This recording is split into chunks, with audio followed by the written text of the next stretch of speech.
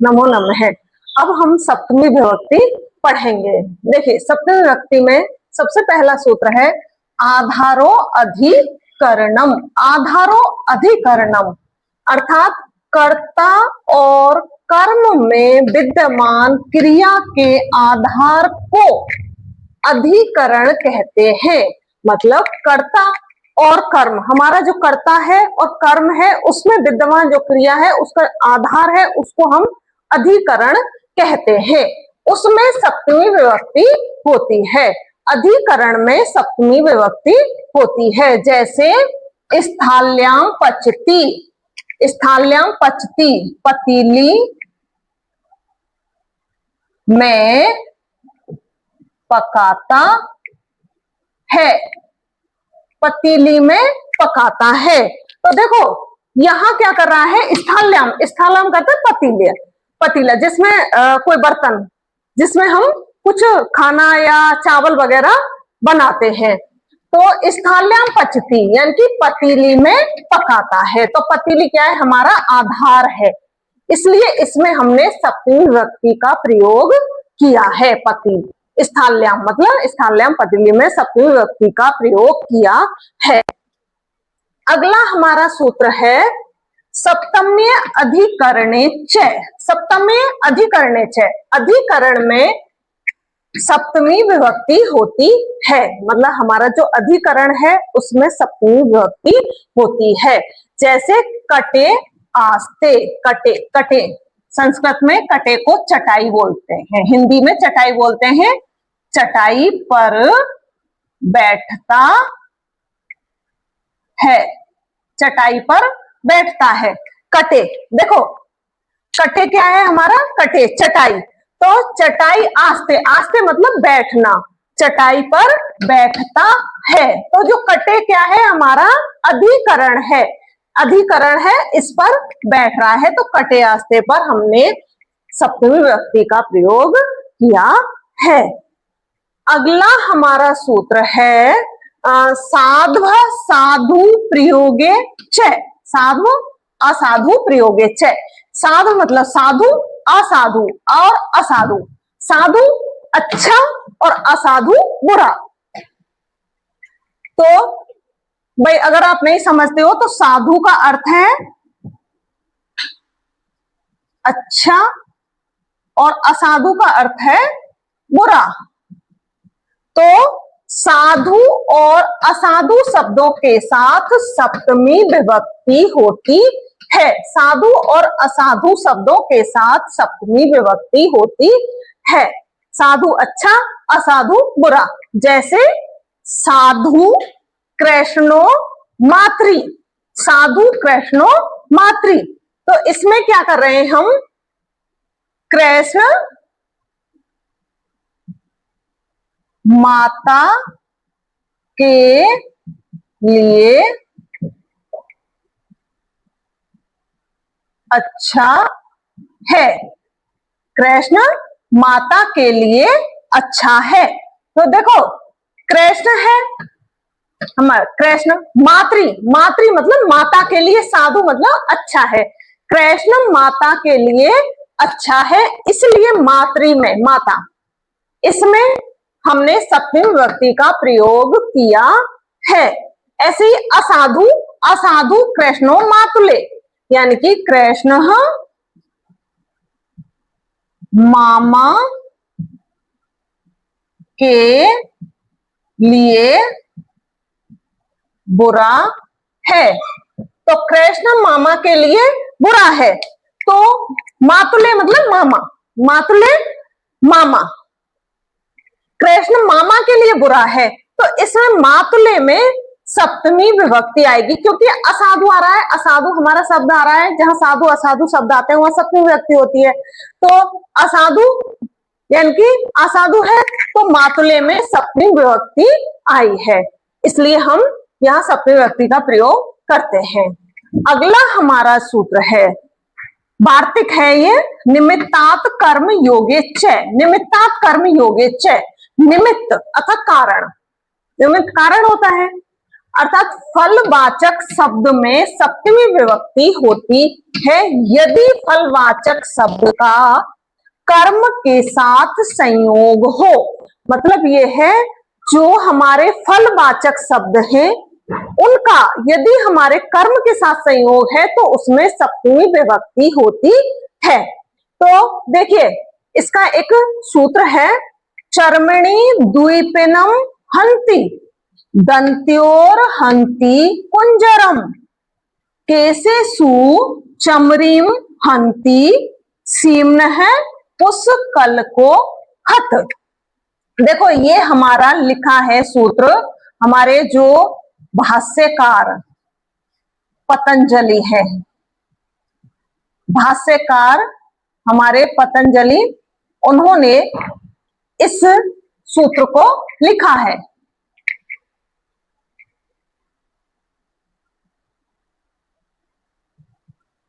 भाष्यकार पतंजलि ने इस सूत्र को लिखा है। तो देखिए इसका हम अर्थ करते हैं, चर्मणि द्विपिनम हंति, चर्मणि द्विपिनम हंति, यहां पर इसका अर्थ है चमड़े के लिए बघेरे को मारता है। किसके लिए बघेरे को मार रहा है? चर्म यानी कि खाल के लिए। तो खाल के लिए जब बघेरे को मार रहा है तो हमारा चर्मणि क्या है?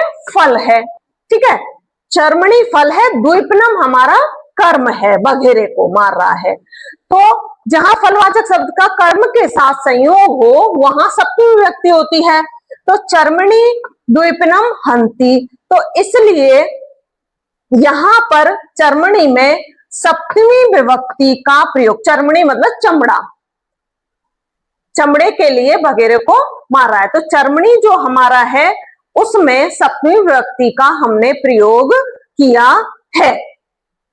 अगला है हमारा दंत्योर हंति कुंजरम, दांतों के लिए हाथी को मारता है। दंत्यो, दंत्यो हमारा क्या है? दांत, दांत हमारा फल है, हंति मारता है कुंजरम, ये कुंजरम हमारा कर्म है। कुंजरम क्या है? हाथी। हाथी को कुंजर बोलते हैं, संस्कृत में हाथी को कुंजर बोलते हैं। तो दंत्योर हंति कुंजरम, दांतों के लिए हाथी को मार रहा है, क्योंकि हाथी के दांत बहुत ही कीमती होते हैं, तो इसलिए वो हाथी को मार रहा है। केसेषु चमरीम हंति, केसेषु चमरीम हंति, बालों के लिए चमरी मृग को मारता है। केसेषु, हमारा केसेषु क्या है? फलवाचक है, चमरी क्या है? हमारा कर्म है। तो यहाँ केस मतलब बाल है, चमरी, चमरी मृग को मारता है, बालों के लिए चमरी मृग को मारता है। यानी कि जो चमरी मृग है हमारा, उसके जो बाल हैं वो बहुत ही उपयोगी होते हैं, बहुत सारे वस्तुओं को बनाने में काम लिए जाते हैं, इसलिए इसका उदाहरण दिया है, केसेषु बालों के लिए चमरी मृग को मारता है। अगला है हमारा इसी में 4 नंबर का, सीम्नः पुष्कलको, सीम्नः पुष्कलको हतः, यानी कि अंडकोश में विद्यमान, इसका अर्थ है अंडकोश, सीम्न मतलब अंडकोश में विद्यमान कस्तूरी के लिए कस्तूरी मृग को मारता है। तो देखो सीम्न हमारा जो कस्तूरी मृग की जो कस्तूरी होती है और बहुत ही मूल्यवान वस्तु है ये। और पुष्कल, पुष्कल्क, पुष्कल्क हमारा यानी कि उसकी कस्तूरी मृग, पुष्कल्क बोलते हैं कस्तूरी मृग। भाई मृग के अंदर एक मृग है, उसके अंदर कस्तूरी होती है जो बहुत ही कीमती होती है, उसके लिए क्या कर रहा है? वो कस्तूरी मृग को मार रहा है, कस्तूरी मृग को मार रहा है। तो इसमें ये हमारा कर्म है और इसमें ये फल है, इसलिए इसमें सप्तमी विभक्ति का प्रयोग किया गया है। जो कस्तूरी के लिए मारा है ये हमारा फल हो गया, ये कर्म हो गया, इसके लिए इसमें सप्तमी विभक्ति का प्रयोग किया है। अगला हमारा है यस्य च भावेन भाव लक्षणम, यस्य च भावेन भाव लक्षणम, जिस क्रिया से दूसरी क्रिया का होना सूचित होता है या बोध होता है, मतलब जिस क्रिया के साथ दूसरी क्रिया जुड़ी हुई है, उस क्रिया में उसकी कर्ता और कर्म में सप्तमी विभक्ति होती है। कहने का मतलब है कि एक क्रिया के साथ दूसरी क्रिया जुड़ी हुई हो, जहां उसके क्रिया में, उसके कर्ता में और उसके कर्म में सप्तमी विभक्ति का प्रयोग करते हैं। देखो, जैसे इसका उदाहरण है, सूर्य अस्तम गते सति बालका गृहम अगच्छन, यानी कि एक क्रिया के बाद तुरंत दूसरी क्रिया हो रही है। सूर्य अस्तम गते सति, सूर्य अस्त होने पर बालक घर गए, यानी कि सूर्य जब हमारा अस्त हुआ है, जब हमारा संध्या काल होता है, तब हमारा सूर्य अस्त होता है संध्या काल में। तो जैसे सूर्य अस्त हो रहा होता है, जब अस्त हो रहा होता है, जो बालक खेल रहे हैं, बच्चे खेल रहे होते हैं, वो सब अपने अपने घर को चले जाते हैं। तो एक क्रिया के बाद तुरंत दूसरी क्रिया हो रही है, एक क्रिया के साथ ही दूसरी क्रिया हो रही है, यानी कि सूर्य अस्त हो रहा है और उधर बालक अपने घर जा रहे हैं। तो सूर्य अस्तम गते सति बालका गृहम अगच्छन। तो सूर्य और अस्तम गते, इनमें क्या है, हमारी सप्तमी विभक्ति का प्रयोग किया है, कर्ता में भी और उसके कर्म में। ये कर्ता है, ये कर्म है, तो कर्ता और कर्म दोनों में सप्तमी विभक्ति का प्रयोग किया है। फिर हमारा अगला है इसमें यतश्च है निर्धारणम। यतश्च निर्धारणम, यानी कि जाति, गुण, क्रिया या संज्ञा की विशेषता के आधार पर किसी एक को समुदाय से अलग करने में षष्ठी और सप्तमी विभक्ति होती है।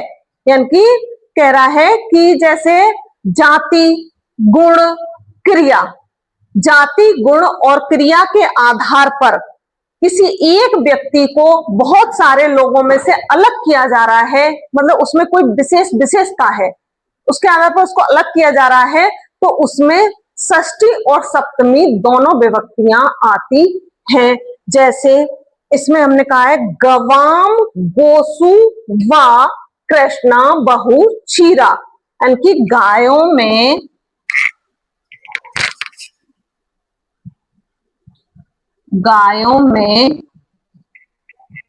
काली गाय दूध देती है। कहने का मतलब यह है कि गवाम गोसु व कृष्णा बहुत क्षीरा, यानी कि एक झुंड है गायों का, बहुत सारी गाय हैं, तो उनमें एक काली गाय है, जो काली गाय है वो बहुत अधिक दूध देती है। तो बहुत सारी गायों में से एक गाय को अलग कर दिया, समुदाय से अलग कर दिया, तो उसमें क्या हो गया, षष्ठी और सप्तमी विभक्ति आई। गवाम षष्ठी विभक्ति है और गोसु सप्तमी विभक्ति। गवाम गोसु यानी कि षष्ठी विभक्ति में, सप्तमी विभक्ति में कृष्णा काली गाय बहुत क्षीरा, बहुत क्षीर, क्षीर मतलब दूध को बोलते हैं, संस्कृत में क्षीर को हिंदी में दूध बोलते हैं। बहुत क्षीरा, बहुत अधिक दूध देती है, गायों में काली गाय बहुत अधिक दूध देती है। अब ऐसे ही दूसरा इसमें आता है, जैसे कवि नाम कबीसु व कालिदास श्रेष्ठ। कवियों में कालिदास सबसे श्रेष्ठ है, मतलब बहुत सारे कवि हैं, उन कवियों में हमारे जो कालिदास हैं वो सबसे श्रेष्ठ हैं।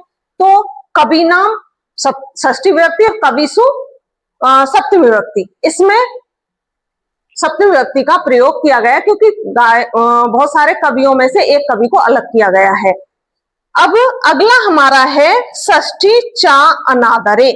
षष्ठी चा अनादरे यानी कि जहां अनादर किसी का अपमान, अनादर अपमान का अर्थ हो जिसकी क्रिया से दूसरी क्रिया सूचित होती हो उसमें षष्ठी और सप्तमी विभक्ति होती है। जहां अनादर अर्थ निकले और एक क्रिया के बाद दूसरी क्रिया सूचित होती हो वहां षष्ठी और सप्तमी विभक्ति होती है। जैसे रुदती, रुदतो, बा, प्राजित, रोते हुए, रोते हुए पुत्र आदि को छोड़कर उसने संन्यास,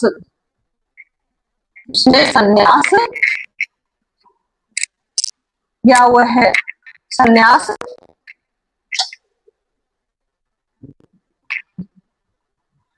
रोते हुए पुत्र आदि को छोड़कर उसने संन्यास लिया। मतलब ये है रुदती, रुदतो, इसमें पुत्र छिपा हुआ है। जैसे कोई व्यक्ति है, अपने उसके बच्चे हैं या परिवार वाले हैं, वो रो रहे हैं लेकिन वो जबरदस्ती घर छोड़कर चला गया, उसने संन्यास ले लिया। तो क्या हो रहा है, रोते हुए एक कार्य हो रहा है, अनादर प्रकट करके रोते हुए अपने पुत्र आदि परिवार का अनादर करते हुए, और वह चला गया, उसने संन्यास ले लिया। तो यहां पर क्या हो रहा है, क्रिया से दूसरी क्रिया सूचित हो रही है, इसलिए हम षष्ठी और सप्तमी विभक्ति का प्रयोग कर रहे हैं। रुदती में सप्तमी है और रुदतो में षष्ठी विभक्ति। प्रावराजी सन्यासी हो गया, संन्यास ले लिया उसने, तो इनमें सप्तमी विभक्ति का प्रयोग किया है। अब सप्तमी विभक्ति हमारी पूरी हुई, अब हमारे कारक आज यहां पूर्ण हो गए हैं। धन्यवाद।